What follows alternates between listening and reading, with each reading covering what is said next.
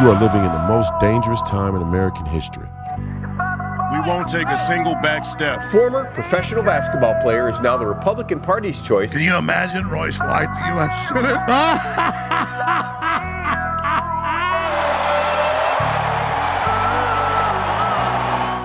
White won the endorsement on May 18th with 67% of the vote. There's nothing that guarantees we win, but I guarantee you if we lose, we will die.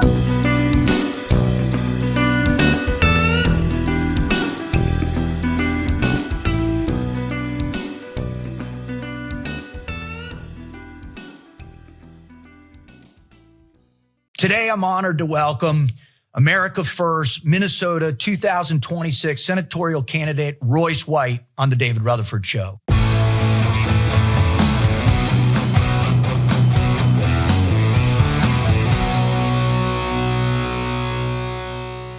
Now, let me start by reading this to you because this is what you have to understand. This is what I believe encapsulate what the future and the modern evolution of the America First movement stands for and comes from in terms of a mission statement or an idea.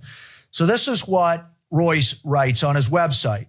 Regardless of our individual backgrounds or beliefs, our nation is being held hostage by corrupt individuals who aim to manipulate the truth, exploit our children, subjugate us through crisis in pharmaceuticals, and sow discord to keep us divided. These self-serving actors continue to betray the American people, waging wars that we are forced to finance. Politicians like Tina Smith, who take orders from these corrupt powers, must be removed from positions of influence. Ladies and gentlemen, I'm privileged to welcome Mr. Royce White to the show. Thank you, Royce, for joining us.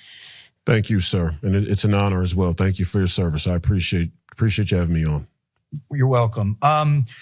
Before we get into, I think to deconstruct the political environment that you're being forced to operate in, which is rapidly evolving and in a way that I've never seen before. And since I first started paying attention to politics when I was a little boy with my dad was a big Reagan guy. It shifted him from the Democratic Party over, grew up, went to the University of Michigan back in the late 60s. But this shift took place. And I feel like there's a real massive shift taking place now. And before we get into that, I would love to start with you to describe what you mean by living with sacred honor. And what is that and how you came up with that concept? Well, to me, sacred honor is your individual code of ethics, your individual standard for living as an individual, sort of within yourself, your own constitution, but then how it relates to the way you operate or live in your community, with your family, out in the world. And there is there is an honor system that I think is a universal language. We see it a lot and depicted in our films, despite them having become ultra woke. We see them depicted in television. We see them depicted in our stories, whether they be novels or fiction. We see them depicted in all of the archetypes of heroes that we revere throughout human history. And there's an honor, and mostly that honor is reflective of the Christ narrative, right? Where Jesus Christ makes him much different than the other religious figures, but not so different than the other archetypical heroes, is that self-sacrifice and sacrifice of one's own, let's say, individual glory or advancement or enrichment is for the betterment of something greater than themselves. And the Christ narrative is for the greater of all humanity. But even for an individual, it's like, do you have a code of honor? Do you have a code of ethic? Do you have a constitution that you operate by, independent of the circumstances, sort of? And it's like, I think that's what it probably means. The easiest way to put it is, do you have a constitution that you operate by, regardless of the circumstances? If your constitution changes a lot, more so than not, based on the individual set of circumstances, then ultimately you have no sacred honor, and you'll be a person for hire, or you'll be a person that changes who they are, depending on the day or the month or the year.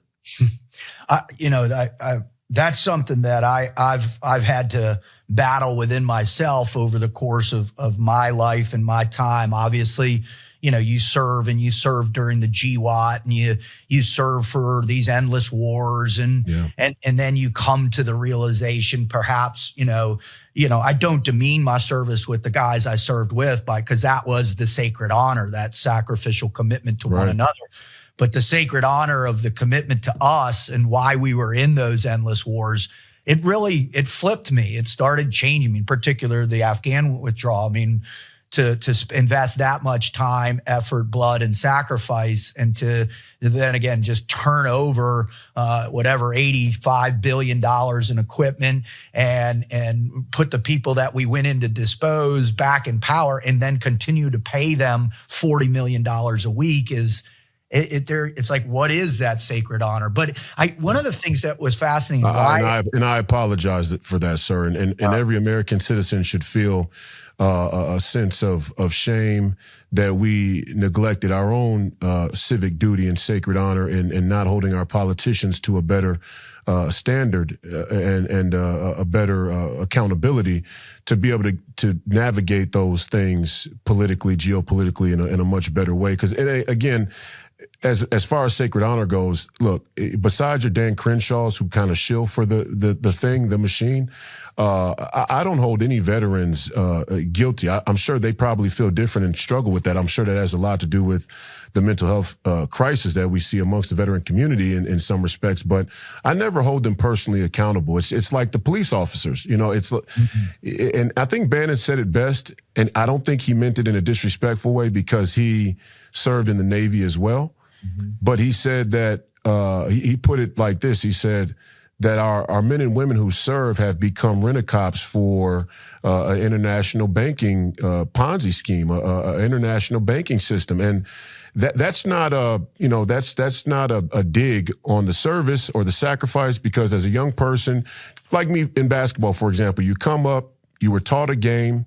You're taught all of the characteristics and the values of teamwork and camaraderie, and even in some sense that's imbued through a community, a sense of community, and then you get to the highest level of the deal, the NBA, and you realize it's much more commercial than it is about the purity of the sport and the camaraderie of the team, or even the institution.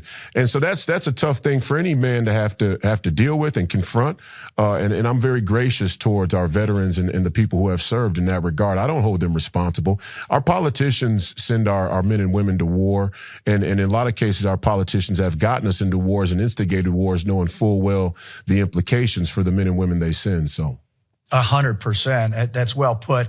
What really triggered me on wanting to understand this concept of sacred honor behind your thoughts is I watched you on the PDB podcast, and you got into almost a philosophical debate with one of his co-hosts who kept presenting you, hey, why don't you just take the money, get to the power, and then change the system? And that's an interesting question. And I think, there's a lot of people that move into politics that have this illusion maybe of what they're getting into. In fact, you talked about Dan Crenshaw, my old podcast I was on called the Team Never Quit podcast with Marcus Luttrell.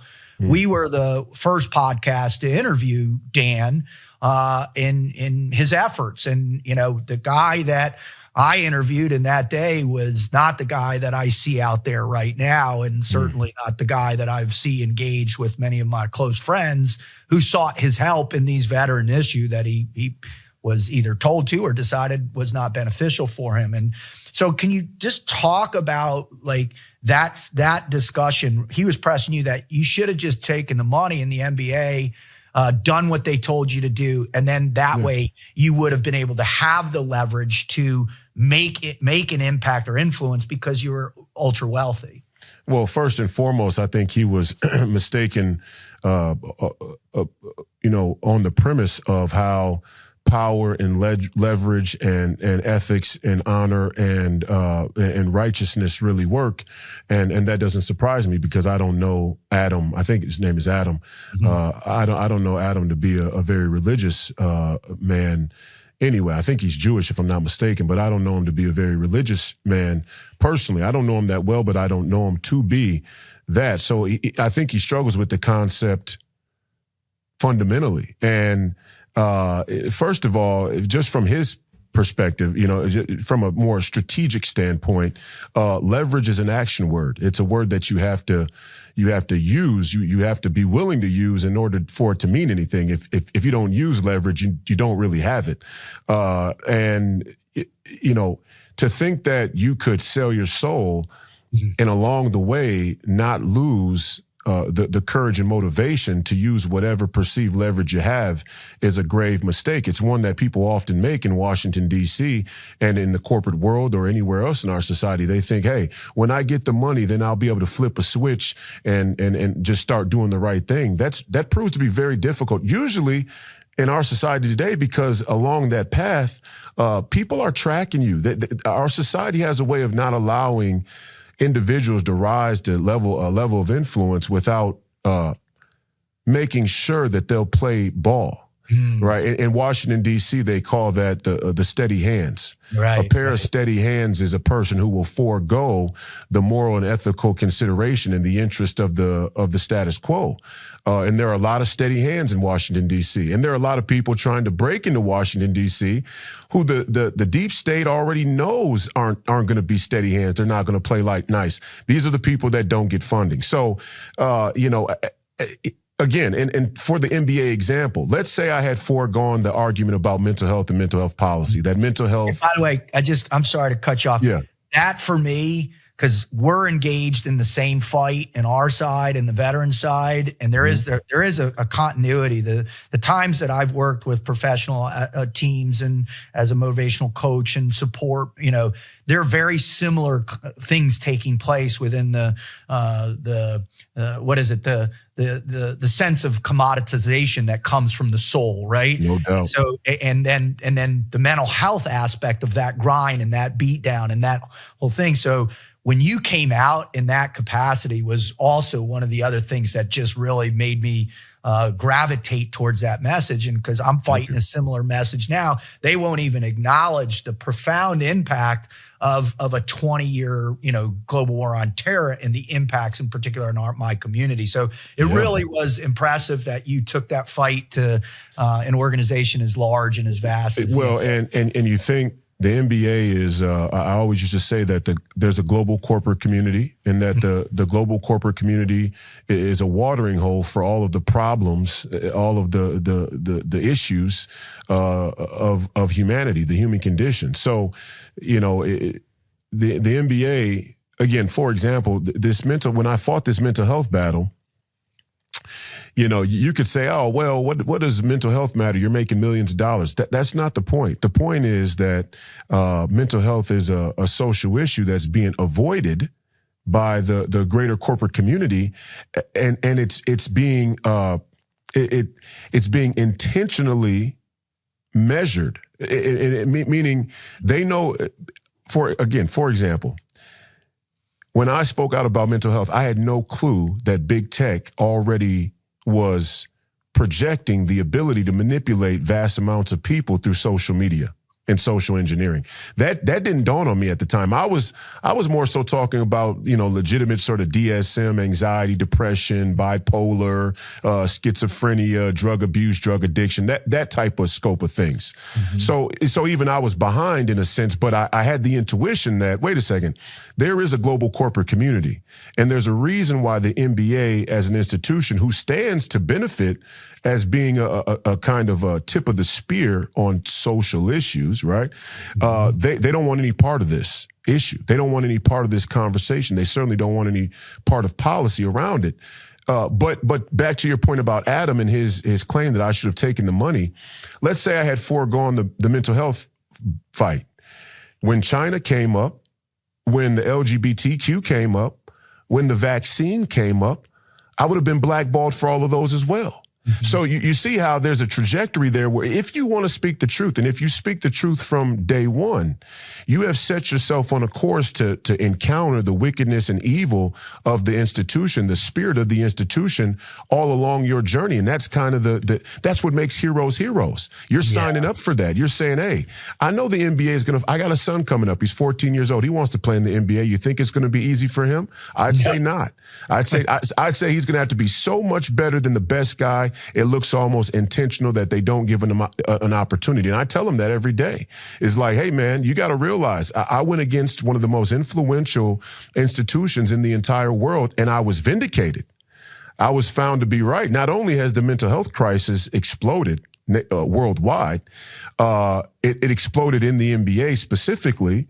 And now it's been twisted and perverted. And that's my own, kind of regret is that I wasn't wise enough at 21 years old to see that mental health would be used, like many other things are, as a sort of catch-all phrase to justify, two-spirit LGBTQ transgender, academia. I didn't realize that. That wasn't even on my radar because at the time, I didn't even know what transgender was. The trans wasn't even a thing when I was 21 years old. But that certainly has happened. So now I feel kind of, regretful in some sense that mental health was, an issue that was ignored, and then it was absorbed, and then it was twisted, and now it's being used as a weapon. And that's how a lot of things are being used in society, right? Yep, absolutely. It's interesting, you think about, the naivete that we have as young men, right? And whether it was you imagining moving in, you worked your butt off to get to that point, right, where you could be in consideration of an elite group, right? Yeah. And then when you get there, it's not what it's turned out to be. It's not what it is. And so what does that do? That forces you to wake up to, well, what don't I know? What haven't I been paying attention? And then what is the messaging? Like you're saying, is the perpetual repackaging of real issues in a way that usurps that sacred honor to want to know the truth. Yes. Right? They're constantly like chipping away at it. And so what I wanted to that's the one constant of, and if you go all the way down to the root of what we're fighting, we can talk about American history, we can talk about Western history, we can talk about the history of modern civilization. We could, you could skin this cat 1,000 different ways, but it all goes back, in my opinion, it all goes down to man's fight against convenience. On my show on Saturday mornings, Real America's Voice, I say that convenience will be the death of freedom, and mankind has this perpetual relationship with industrialization and technological advancement, and it is clear those two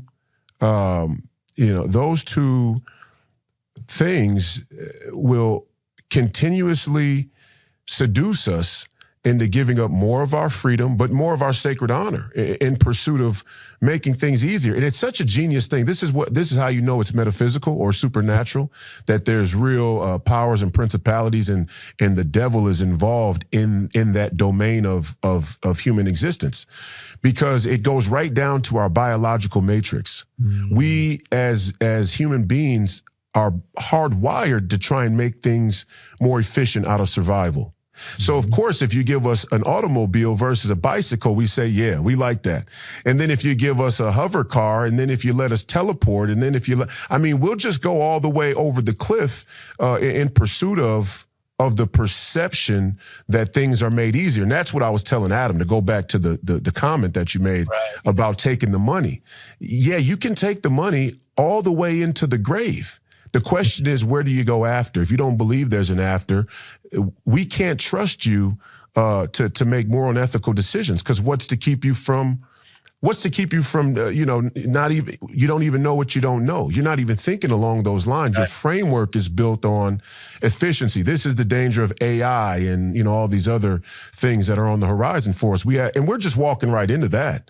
I mean, AI is probably the best example of, we don't know how to stop ourselves. We'll just go full tilt, walk into something we know is completely dangerous, and everybody kind of, and you wonder, I'm like, I get why Elon Musk has a technocrat sycophant mentality, because he's an engineer and he's a tech guy. It makes perfect sense for him. My question is how all these other average American citizens or people all around the world watch it and go, yeah, okay. It's like, what? Well, I work for a financial company for my day job, and I speak all over the country, probably 100 plus events a year, 30 different states last year, and people that are involved in this industry. And I ask regularly, what's the greatest fear you have? AI. Why? Because it's going to replace our jobs. They're not going to be needed. We're not going to be advisors or accountants or whatever it is. And then I say, all right, well, who in the room has educated yourself at the highest level of it? Because they're all obviously smart people in quotations because they've gotten to where they got. Well, who's educated? How aware are you of this reality? And all very few, less than probably 5%, have actually done the work, educated themselves on AI. What is the ways they can use it to be beneficial versus this fear that's coming behind it, or this intentional cognitive dissonance, right? If I don't touch it, it's not going to affect. Well, the challenge is the next generation, they're figuring this out. They're being forced to. And I think, they're even though, I think Elon, my intuition is that he believes if he can create a counterpoint to the evil manipulation of it, like they'll be able to battle it out for our futures, right? Maybe something like that. But for us that have to exist through this, right? Which is for our souls, right? That's what they're going after, right? To enslave our souls in some capacity with a regimented set of ideology or ideas or manipulation, whatever that global governance thing is. We see with young people, though, that 24-year-old kid like you and I were, that were naive and impressionable, they're gaining access to a whole new set of ideas, a whole new system, that a potentiality of a new system that they might be in control of. So when you look at your future running for Senate, there is a new definition maybe emerging between the traditional conservative party. So whether it's America First for MAGA or whatever. So how do you define what the new conservative movement is going to look like, or what do you assume it's going to look like? And then what is America First? Well, the new conservative movement is by default MAGA, because President Trump won in 2024, and he continues to be the most powerful political force that we've seen, at least on individually, maybe in the history of our nation. Obviously the cabal of globalists that have influence on our government and our special interests and lobbies rival his power as well. But as an individual, there hasn't been a President Trump, and I don't know if we'll have another President Trump anytime in the near future. I certainly don't think that I would fit the mold. A lot of special things had to come together for President Trump to be where he is and who he is, and there's just a lot of divine. There's a lot of divine destiny in his journey.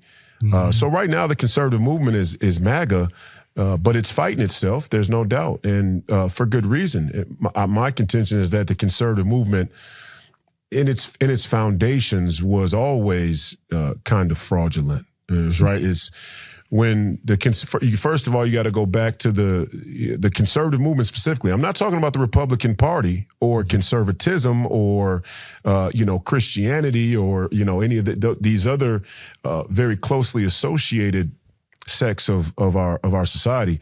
I'm talking about the conservative movement. The conservative movement doesn't even get its start until after World War II. Well, right there we have a problem. because after World War II, the prevailing geopolitical philosophy informing not only our liberal institutions, but the conservatives that come through them as well, was the post-World War II Democrat liberal order. If your conservatives, if your mainstream conservative thought leaders are commissioned, or their goal is to conserve the Democrat liberal order, it's kind of saying the quiet part out loud already, right? And that, you know, and you look at some of these early conservatiors like Barry Goldwater, who were shunned right out of the gate. I mean, you know, the more genuine America first, sort of nationalist, populist, Christian conservatives were shunned right out of the gate, replaced by people who were more favorable for the status quo, the new status quo. So then you get Kissinger. I mean, then you get Nixon and Kissinger, right? I mean, again, right out of the gate, and then you get Reagan. Right. And then you get the Bushes and this entire neoconservative movement who were intellectually Trotskyites. Right. I mean, Bill Kristol's father, I don't think people understand the lineage here. Bill Kristol's father, Irving Kristol, was a publicly admitted Trotskyite. That's right. And Trotsky was, you know, a communist, no other way to put it. And you know, after Lenin and Stalin took power there in Russia, they kicked the Trotskyites out, because that's how communists usually do. When there's a power grab, they tend to knife each other in the back. Literally. And Trotsky ends up in Mexico. And then they end up being in the early inception of the neoconservative wing of the Republican Party. Mm-hmm. So, you know, in that sense, the conservative movement has always had one hand or one foot on both sides of the fence. Mm-hmm. And that's changing now. I mean, President Trump was the inception of Republican voters and Christians and patriots, and what has now become the MAGA coalition, taking a strong look at their own side of the aisle and going, wait a minute, why is it that over the last 30 to 40 years, the conservatives have had the House and the Senate just as many times as the Democrats, yet still we get the same results?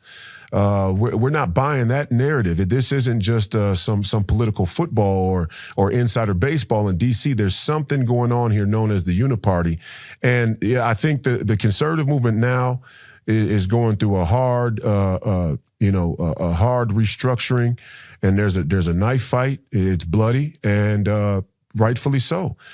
You know, my fear, if I'm being honest, is that Charlie Kirk's assassination,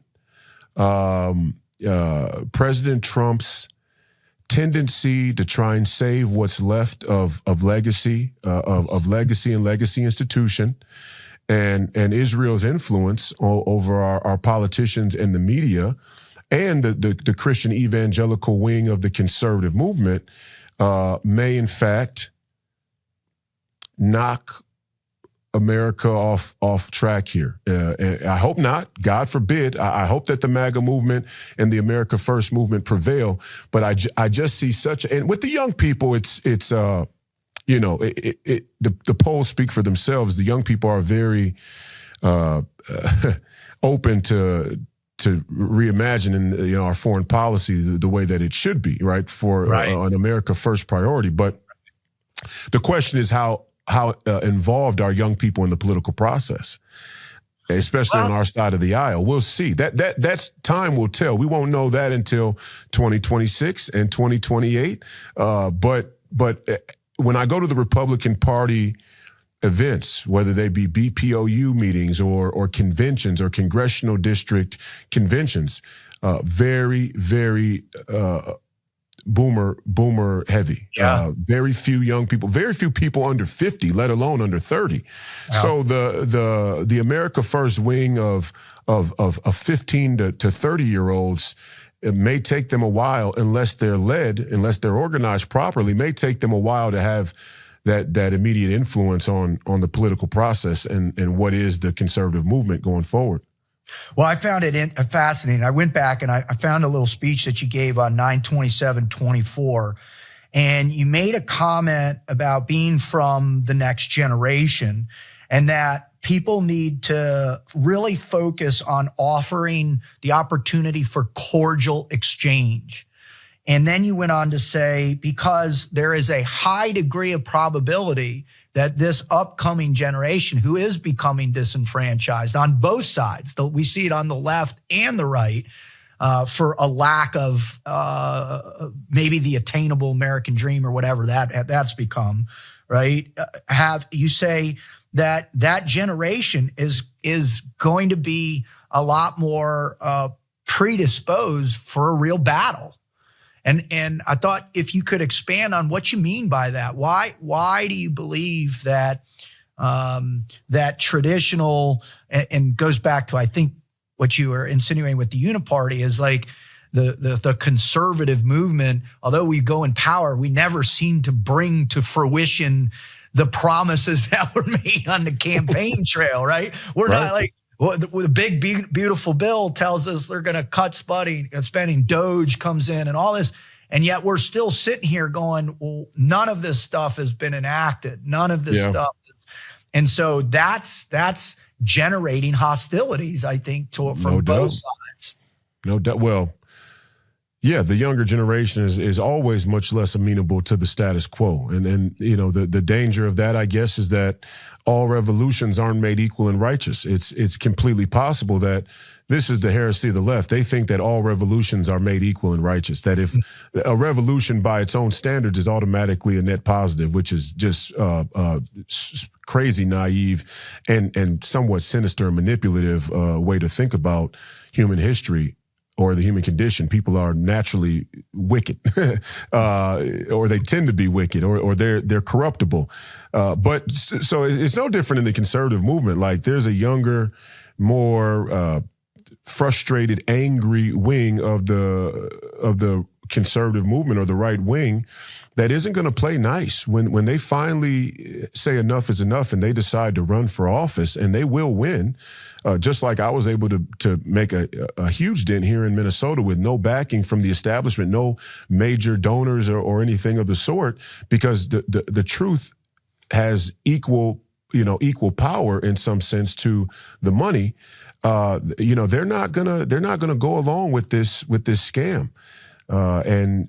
Again, to talk about the scam is just like, the reason the conservatives have traditionally not changed anything is because they take one side of the grift. This is what the uniparty is about. You got, there's about $5 trillion a year, $6 trillion on paper, that gets divvied up between about 2 to 4,000 bureaucrats and all of their ancillary special interests and lobbies.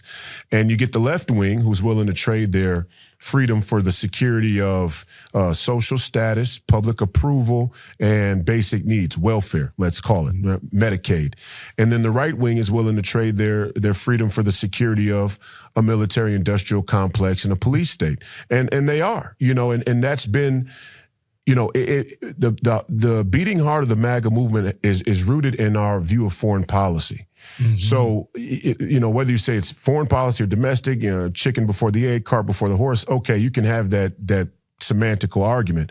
But essentially, Make America Great Again and the America First movement said, for too long, we've neglected the American citizen and the value of American citizenship, and just fundamentals like what our country is built upon, the ideas, but even structurally, like the manufacturing industry, for example. So the conservative movement has been very hesitant to change the fundamentals of one of the pillars in American politics, and that is foreign policy. Mm-hmm. I love that answer. I think you're spot on that evaluation, and I think it prevails in the numbers from your last race against Senator Klobuchar. She came in, got a total of 305,000 votes. In her primary, your primary was much tougher, but you end up victorious with 74,800.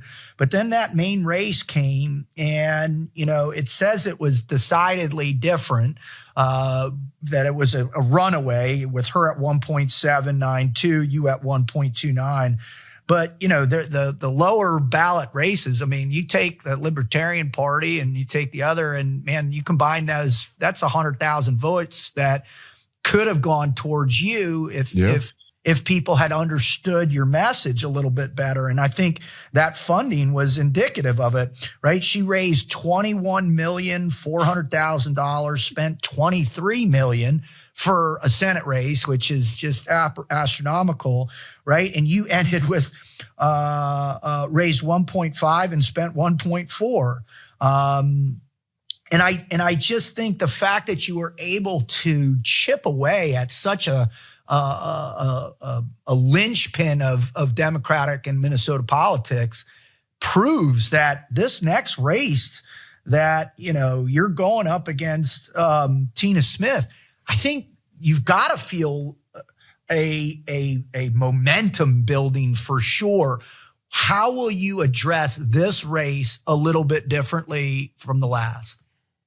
Well, we started earlier. That's the key, and you have to give up on the public perception of what a race is supposed to be and how it's supposed to go. We have this this crazy fantasy that we gave over control, corporate control, educational control to our enemies, our liberal enemies. And I do think they're enemies, genuine enemies of this country and of American citizenship. And then all of a sudden we're going to run these candidates out there one time and they're going to win with all of the media and all the money against them. It's kind of embarrassing that we even believe that that's even a part of our strategy. I mean, no good military man would ever come and say, "Oh, we're going to win this on the first day of battle." No, we're not. That's ridiculous, right? Same sort of thing. So I just decided I'm going to run until we win. Yes. Because I know I'm telling the truth. And I'm young. I'm 34. Now, if I was 70, 75, then maybe I'd do something different. But at 34, I'm going to run until we win. And we're going to keep chipping away. And we're going to let the momentum of history fall in our favor. And it did it with Biden and Kamala Harris and Amy Klobuchar, and it will do it again for Tina's open seat. She actually resigned, so I'm not running against her. I'll probably be running against Peggy Flanagan, who is our lieutenant governor. You know, protect trans rights with the blade T-shirt. I don't know if you saw that. I did. I remember that. Yeah, she's a Tim Walz sycophant, and she was just endorsed by Bernie Sanders. So that's probably going to be my opponent, and it's interesting. Like, we started earlier this time. In the last race, I didn't really get up and running until after I won the endorsement, which would have been May of that election cycle. And then the general was in November, right? So you got about 6 months to really run a campaign. This time I started the day after I lost. And so a lot of what we've been doing in terms of getting out message, putting out content, connecting with the people here in Minnesota, being at all of the inner Republican Party events and making sure that MAGA still has a presence, even though the Minnesota Republican Party's leadership and establishment loves them some Nikki Haley, right? Yes, they do. So we started earlier. For example, you know, a year prior to the 2024 election, I wasn't at the state fair. A year prior to this upcoming 2026 midterm, we'll have been at the state fair 2 times. And over 1.2 million Minnesotans come through that state fair in 11 days. And we gave away 1,000 Jesus is King T-shirts at the state fair. And it was a major success. And we heard from a lot of Christians and even people who are like, "Hey, I'm not religious, but man, I dig that sign because shit is getting crazy out here." Yes. So, you know, just little things like that and understanding how to navigate the discrepancy in money that's always going to be there as long as the globalists are more aligned with the Democrat and liberal politics. You know, for example, I have these mobile billboards that cost me probably, $7 to $8 grand. A tenth of what it would cost to occupy a major Clear Channel billboard on an interstate. And we drive those things all around the state. We have volunteer drivers hop in and they'd spend a day, 10 hours, just driving across the state of Minnesota, driving through the inner city. So we're much more savvy about how we run a ground game and a small game versus a big machine. Well, I think you've seen such a tremendous shift. I mean, obviously, and I don't think anybody on either side of the aisle can deny the massive impact that podcasting is happening, right? Me too. Absolutely. My best friend is Sean Ryan, and him bringing the guys on, Theo Vaughn's, and Joe Rogan with the president. I mean, these are a shift in how the political game is being played, and I've listened to that. Assistant lieutenant governor, and you versus her on behind a microphone, it's not even a challenge, right? And that's their thing, is they're still looking for the 5-minute snippet or the 2-minute. They'll keep her away from me, 100%. Yeah, and they do it. They kept Amy away from me. If you go back and watch our debate, I did. I listened to the whole thing. They waited until the weekend before the general election was going to take place. So it was literally days before the election was going to happen. And there's a moment in that debate, which is probably my favorite moment of the entire campaign, where I was asked about Trump in 2020 and whether or not he won. Yeah. And I said plainly, it appears that he lost, but I can't be sure. And I can't be sure because Amy Klobuchar was on the record in 2018 saying that the machines can be hacked. I thought that was your most beautiful moment, for sure. Yeah. I think she was swallowing heavy, and she was breathing heavy. She was fidgeting a little bit. I mean, she was visibly uncomfortable. I think she probably forgot that that the thing was being filmed, because she showed so much discomfort when talking about election integrity. It's almost unbelievable. I mean, the lack of chops that she showed physically as a sitting United States senator who wants to uphold the narrative about the integrity of elections. Right. And so, but they waited until just before the election so that couldn't circulate, right? And that's what they're going to try and do with Peggy as well. Because after a transgender jihadist goes up to a Catholic school and shoots a bunch of kids at a mass, is there any way to defend a lieutenant governor who wore a T-shirt that literally promotes violence about trans rights? And for Bernie Sanders to triple down and endorse her, maybe he doesn't even know. I don't know. Politics is strange, where you got a team and they'll send you something and kind of rubber stamp it and say, hey, listen, you got to do this, and you never really get a chance to thoroughly look at it. And I would hope that Bernie, because I think Bernie's a fraud, to be honest. I don't think he's a real economic populist. You look at his relationship with the medical industrial complex, and he's as much a farmer shill as anybody. But at least for him to try and maintain a position of credibility going forward with the Mamdanis and the AOCs and some of the economic populism that does have legs for the Democrat Party, to hit your wagon to protect trans rights with a blade in a place where children were killed at a Catholic school is almost unreal. I mean, it's brazen. It's brazen as hell. I think that this wing of the Democratic Party doesn't care about any of it anymore. True. I think the freedom that they have to attach themselves to radical ideas is what's bringing the younger, more radicalized. Remember, you have 3 generations of radicalized kids that have come out of those schools, those elite schools all over the place, who are drinking this stuff like Kool-Aid and really believe that there needs to be an industrial capitalistic revolution, right? And they're like, we're going to get the dream back, and they're revolutionaries, right? But what I really think, you're running for the U.S. Senate. Like, this is not a congressional district. This is the U.S. Senate. This is the big game. There's no other big game out there than this, other than BP. I'm glad you say that. I'm glad that you know that. 100%. And what I love, the U.S. Senate is the last bastion of the deep state. It is. That's why in order to even run a United States Senate race, it's a running joke that you need to have already sold out to one of these major lobbies that can funnel $10 to $20 million to you to be competitive. I mean, even that is an obscenity and an affront to American citizenship in and of itself. That's the standard. I've got a friend that's running for Senate down in Alabama, Jared Hudson, a team guy, and he's coming with that hardcore Christian American first message. Is he getting a lot of money? I don't know yet. I had him on back when he announced. I haven't had him on since. I haven't had a conversation on what he's raising. He's making the rounds. He's doing the deal. He's talking into the small little, hamlets of Alabama where those votes matter. And, I don't know how he's doing. But I do know about his foreign policy. And I think the other aspect of that debate you had with Klobuchar what was very striking in terms of, her stance on both Ukraine and her stance on Israel and Palestine. And, and it's like, I think it doesn't get any more neocon than that. And so, except Lindsey Graham. I mean, and they're almost attached at the hip. If there's a great example of the uniparty, Amy Klobuchar and Lindsey Graham are it.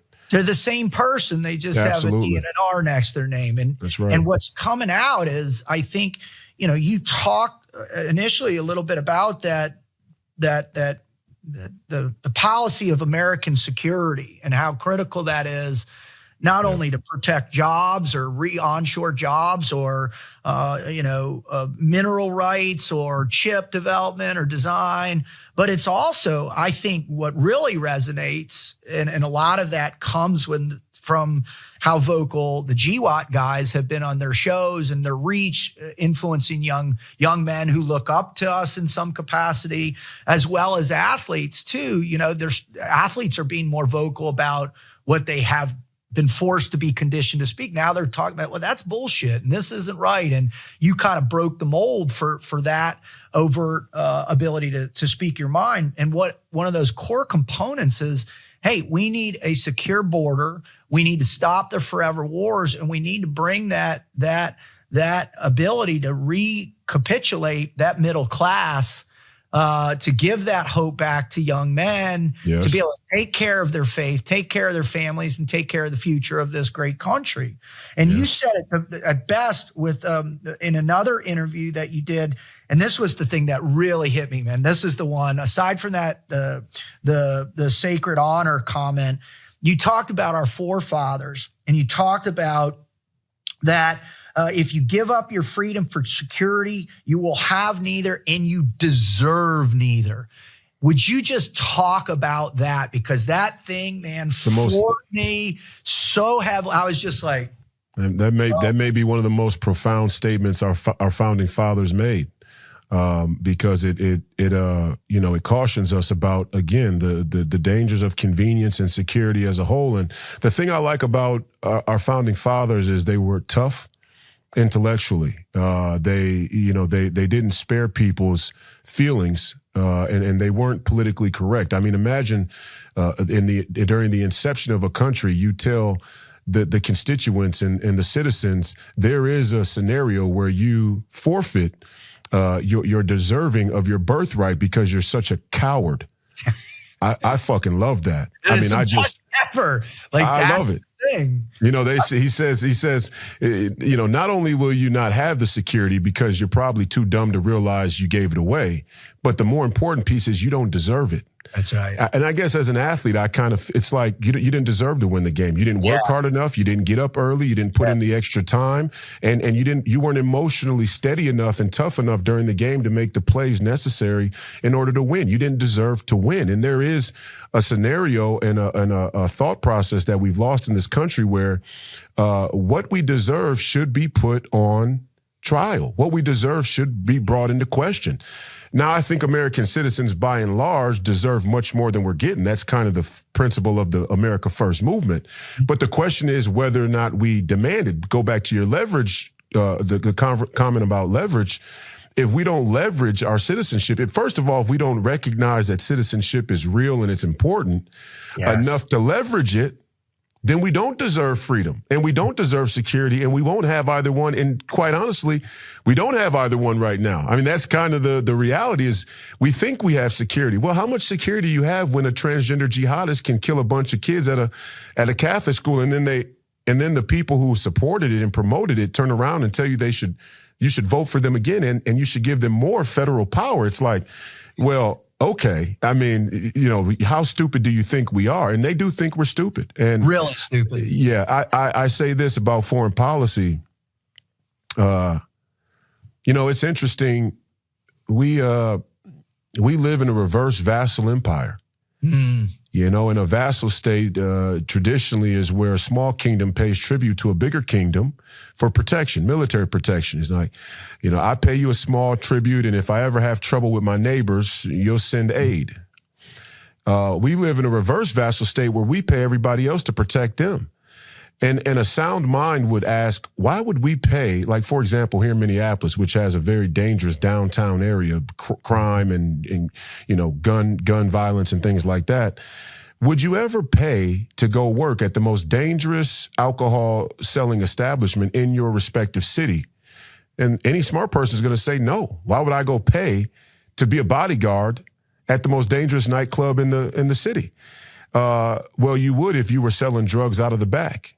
You would be paying to watch over your investment, and that's what we've typically done. That's the great sin of our military-industrial complex. Is after World War II, we said we're going to go around the world and bring peace, and we're going to bring democracy and freedom by peace through strength, and we're going to make all these nations and their people self-determining.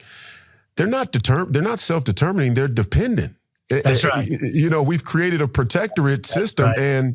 and we pay them all. And really, the ugly part about the scam is it's all just a justification to steal our own people's tax money without much question. That's what I'm saying. They're not paying. Yeah. The people making decisions, they're not paying. They're getting rich. We're paying. And so our way of life, our children's way of life, the next generation's way of life, they're paying the tab on it. Well, and we don't question it because, we are taught in schools that there is this, this network of global interlocutors and load-bearing walls that can't be disturbed or challenged, or else we won't have the natural deterrence or the institutional structural deterrence to nuclear war or world war, and that's been the running narrative. So Reagan said it best, or he said it well. A nation that taxes people above 33% can't survive. That's right. We're up to 50, 60%. And, if a nation taxed its people and it went to invest, I talk about the national debt, border debt forever wars, there is such a thing as good debt. I don't want people to be mistaken. You can have good debt. In the real estate industry, for example, the whole thing works off of debt, more or less. But the debt has to go to investing in things that will actually make you more money, that will actually return a profit. We invest our money, we go into more debt, we tax our people to pay to keep the lights on. That's right. And we pay to give other people money to keep their lights on, or really to subvert us. And, it's about what the debt is used for. We have taxed our people into oblivion, and what do we have to show for it? Look at Beijing; they're kicking our ass. Beijing looks like something out of a sci-fi movie. Right. And Detroit, Michigan, the former manufacturing epicenter of the entire World War II theater, is a shithole. Detroit, Michigan, in a perfect world, Detroit, Michigan would look like Shangri-La. That's right. My dad grew up in Detroit and told me about what it was like. His dad worked for GM his entire, 50-year career. And he talks about it with such reverence and what it was like being at the epicenter of American dominance. And they just went back recently to visit. My mom was from Muskegon and to visit and go back and it's just, they're depressed. They're like, well, how does this go from, in one generation, go from, what was considered to be the light on the hill to being just destitute and broken. And, I obviously it has to do with the manipulation of the people, the offshoring of jobs, the restructuring of the system that seemed to be the best, that emerged out of was cut from the savagery of American exceptionalism of those early days. But now it's been hijacked, like you said, by kind of this globalist influence. Same exact way the conservative movement was hijacked in its early days. That's right. This post-World War II Democratic liberal order was hijacked in its earliest days. And you could probably make a better argument that the conservative movement went through its transformation out of political necessity, I would say. You could make a strong argument that this entire post-World War II deal was put into motion well before, and it wasn't out of necessity. It wasn't altruistic. It has a great altruistic narrative to it, but I don't really. I don't see it that way. I see it in two ways. Either as metaphysical and supernatural, the influence and wickedness of the results. I think it's funny, like Jordan Peterson is somebody who I respect a great deal, despite his current or most recent affiliation with the Daily Wire and how much I disagree with them. But I think Jordan Peterson is a person and the type of mind that changed the course of human history. And we need more people who think on that level to be able to wrestle with things. But it's funny, like Jordan Peterson, for example, talks a lot about Carl Jung, right? Yeah. And Nietzsche, and some of these people have profound philosophical concepts. Like one from Jung is, you can look at the results and infer the motive. Yeah. That's a great, I'm not a huge fan of Jung, but I do think there's a lot of truth in that you can look at the results of a thing or a group of people or a person, and you can go back and infer the motive. Even if that motive wasn't at the top of that person's consciousness, somewhere in there was some wickedness that prevailed and yielded that result later on down the road. That's a very profound intellectual point. He doesn't seem to see that about our security guarantees and our foreign policy. That the entire construction of the post-World War II framework, you can go back and look at the results now, retrospect. You can go back and infer that the motive was not altruistic. It was not on the up and up. Our relationship with Israel, our involvement in the Middle East, the petrodollar, all these things, you can look at the motive the same way he says about other things and look at the results and infer the motive. Well, I think the same is true with our alliance with the Russians. I mean, we knew what was going on prior to our alliance with them. World War II, you mean? Yeah, World War II. Absolutely. The thing that cracks me up about World War II, and I did a show the other day about the soul of the 24-year-old, right? And I reference, the early 20th century and that the 24-year-old German kid, right? And the 24-year-old Russian kid.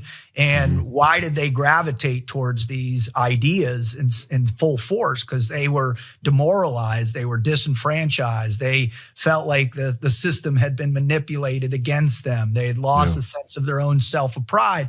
They were uneducated as to the diabolical nature or Machiavellian nature of what was taking place above them, which is the consistent thing that takes place. So to just wrap this up, because I appreciate you so much and I appreciate your time with me, I just want to end on, it's a deeper question, but you talked about, and I think you were talking about it more from a race capacity, but it didn't resonate like that with me. It resonated in a much deeper level where you talked about that our spiritual curiosity, our desire to understand faith and what we should believe. Back to that sacred honor question, it's the heart of our growing intellectualism. Like if we can comprehend the necessity to understand that battle between good and evil, then we can educate ourselves as to what fight we're actually fighting. Can you expand on that just real quick? Well, I think the comment that you're referring to is when I was in the podcast with Professor Penn, who has a good podcast as well, Ukrainian Jew. We were talking about Fuentes and where I agree with Nick and where I have some disagreement as well. And I think IQ is one of them. I'm a person who I feel I'm pretty straightforward on all the issues. I don't really have a side. I'm on the side of the American people and the Christians, with no shame, right? The Christians and the American people is the side that I'm on. So I don't like to play games. For example, I'm very critical of Israel's influence on our government. I'm very critical of AIPAC. I think it's the greatest example of the uniparty. You can look right on their landing page. You'll see Scalise, Emmer, Mike Johnson, Hakeem Jeffries, and Catherine Clark, who are about as diametrically opposed politically as you could possibly get, besides their love of Israel, I guess. So I'm very critical, and I've been called anti-Semitic, but I don't like when people criticize the Jews on two bases. One, that Israel's not a legitimate nation because they had our help in winning the war for their territory. That's a bullshit argument. You could argue that with us in France. You could argue that with there you go, and that's the great argument, right? And I do think that there's a criticism of Israel's legitimacy as a nation that is intended to delegitimize them so they can delegitimize America on the same grounds. And I'm just not going to deal with that side of things. I'm not going to let them run that game on me. All land is conquered land. All land that's of any consequence has been fought for in the past, and one group has prevailed over the other. So it doesn't seem accidental to me that a George Soros would fund candidates or even let's say a political philosophy in general that would look to delegitimize all borders in all nations worldwide for his open society. Okay, so don't say that Israel's not a legitimate nation. Just say you don't agree with their government's policies. That's right. Okay, and also don't say that they're not the real Jews. That's ridiculous. Judaism is a voluntary faith the same way as Christianity, Muslim, and many other faiths. Yeah, now, I don't get that argument. It's not useful, in my opinion. It muddies the waters. Now, I do understand when people make the argument, these aren't the ethnic Jews that have a claim to that land genetically. Okay, well, we could talk about the migrations of Jews throughout history and whatnot. Fine, that's okay. Bottom line is, if you say you're Jewish, my definition of Jewish is, do you believe in God and do you follow the faith of the Jews? If you claim you're a cultural Jew, I'm saying, no, I don't believe in that. In fact, I call the secular and cultural Jews anti-Jews. That's just like if you're Jewish and you don't believe in God, you're not Jewish to me. If you're a Christian and you don't believe in Christ, you're not Christian. So those are two things, but I say that because just as a preface can I just ask a clarifying question on that? Is there a reality to deep cultural root, right? Like let's talk about in northern Iraq, right? You have the I can't believe I'm drawing a blank on them, but they're not the Kurds. Yeah, the Kurds. The Kurds, right. The Kurds, right? So they're Iraqis, right? They're Muslim, but they're Kurds, right? And so also a lot of Jewish Kurds too. That's right. Yeah. That's right. And so like there is a deep connection that can morph out of a cultural identity as well too. That for sure. And that's why I think like the term. But my point is with the Jews currently, and Professor Penn talks about this as a Ukrainian Jew, and Ukraine is kind of one of those hotbeds of places that the Jews migrated to after the after the Roman Jewish War. Right. It depends on which group of people you're talking about and which set of values and things survive culturally. To me, there is no greater example of contradiction than the Jewish identity being ripped from its biblical history, and then to say we have to give you this land and we have to support all your policies based on that biblical history. I mean, if you're going to tell me that there's a holy war and I should support Israel faithfully because of my own Christian faith, but the people in Israel, or let's say the leaders there in Israel, don't believe in that faith or they reject that faith, we have a theological schism here. We have to reconcile this. I can't fight a war based on faith with people who reject the faith. That's kind of a weird thing. And so, historians agree the culture you're talking about, sort of that cultural or ethnic Jewish identity, only survived the Chernow House of history in large part due to the Hebrew Bible. That the traditions that prevailed from the Hebrew Bible proceeded throughout the diaspora and were passed down orally and written. And that's why you have a Jewish identity today. That's why, all the other great empires of the past can't say the same thing. And you can make an argument for monotheism and our religion and how powerful it is and its human value because the Jews were able to survive the Chernow House of history with that identity. But then don't be telling me I gotta bow at the feet of Jews who don't believe in God. Hold on now. We're not going to play that game. Again, this is all about, I was talking about Fuentes in this podcast. And that's where he and I don't think that Fuentes even makes that argument. Just some people who have criticism of Israel do make that argument. But Fuentes makes an argument often about IQ. And I just don't think IQ is a Christian idea. Mm-hmm. I think that the scripture shows us pretty much as plain as you possibly can get that the spirit and the intellect are inextricably linked. Mm-hmm. I mean, if you make the assumption that the scripture is influenced by the Holy Spirit and God doesn't make mistakes, and that God's intention for the scripture is to help inform all of his children and believers to be closer to him, it's making a statement that faith itself is in some ways an intellectual development, which also affirms that the intellect can be developed. It's not static. The people who created the idea of IQ, coming from the British Empire's academic world, Galt and, Darwin and some of these guys, they had a vested interest in making the argument that IQ is static. Mm-hmm. And we know what that interest was. That interest was drugs, piracy, and slavery. And I'm not one to say that the West is illegitimate because of colonialism, because again, all land has been conquered. But I'm not naive to the fact that some of their academic contributions, some of their intellectual contributions were rooted in their desire to colonize and subjugate what they considered or what they described as lesser forms of people. But, China has a very profound ancient civilization. South Americans obviously show a profound civilization. There in Africa, there were nations other than the Egyptians, like the Mali Empire, who had very, very sophisticated societies. So I think the intellect can be developed.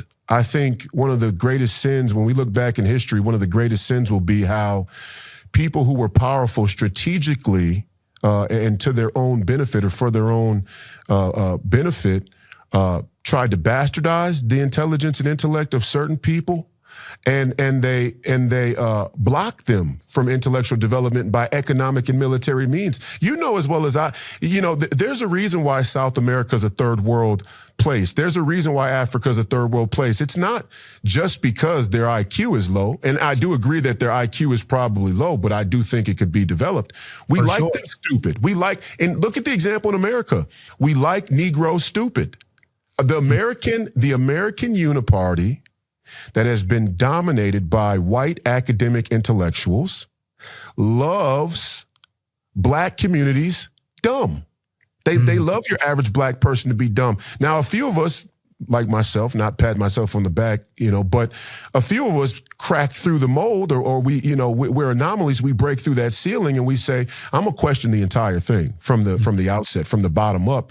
And there are, Thomas Sowell was one of them, right? And there are plenty of examples of very, very wise and smart African-Americans. I don't really call them African-Americans, black people, but by and large, and this is of our entire education system in general, but you really see it in black communities. For example, in Minnesota, this blows people's minds.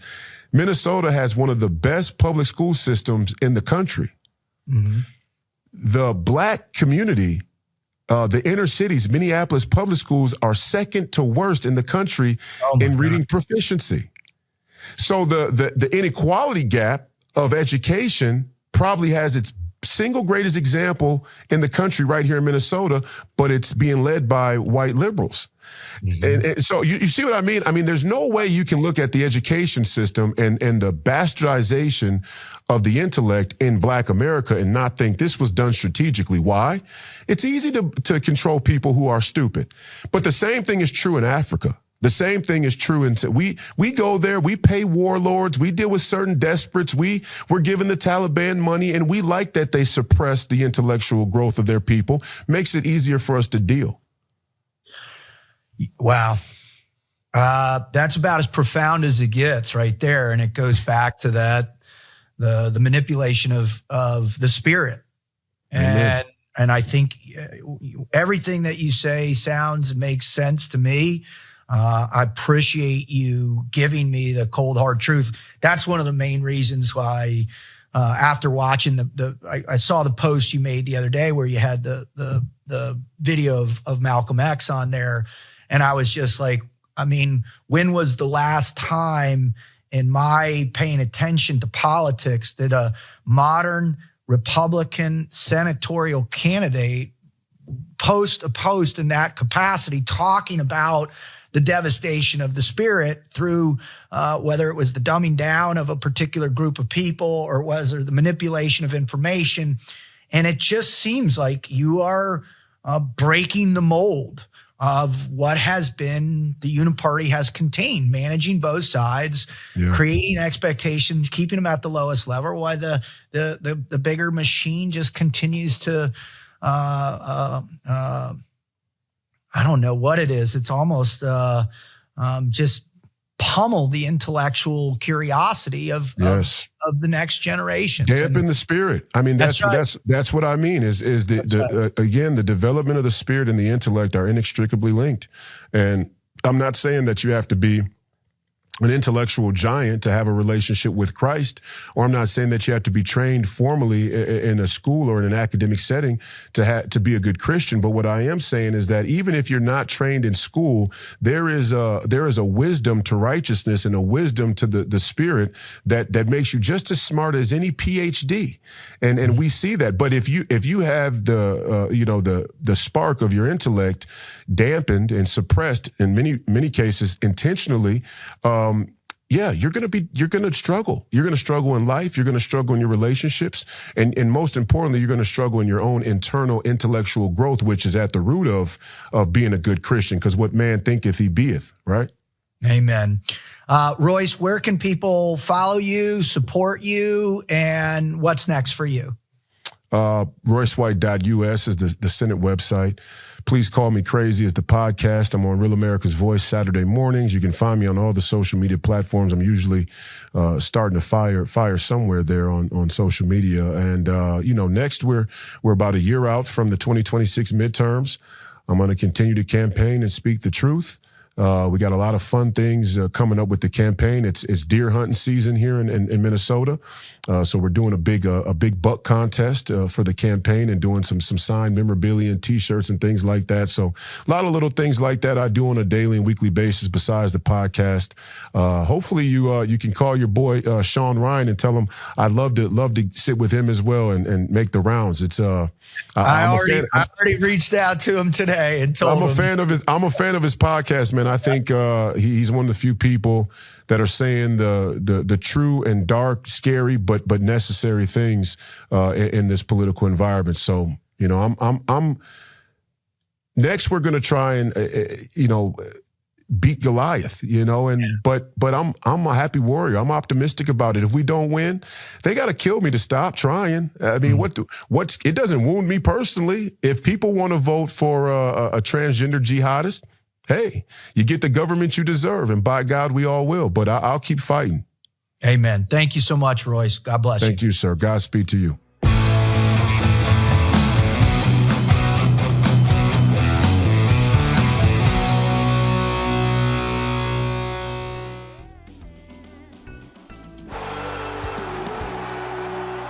Everything's up on the bar. We're all in.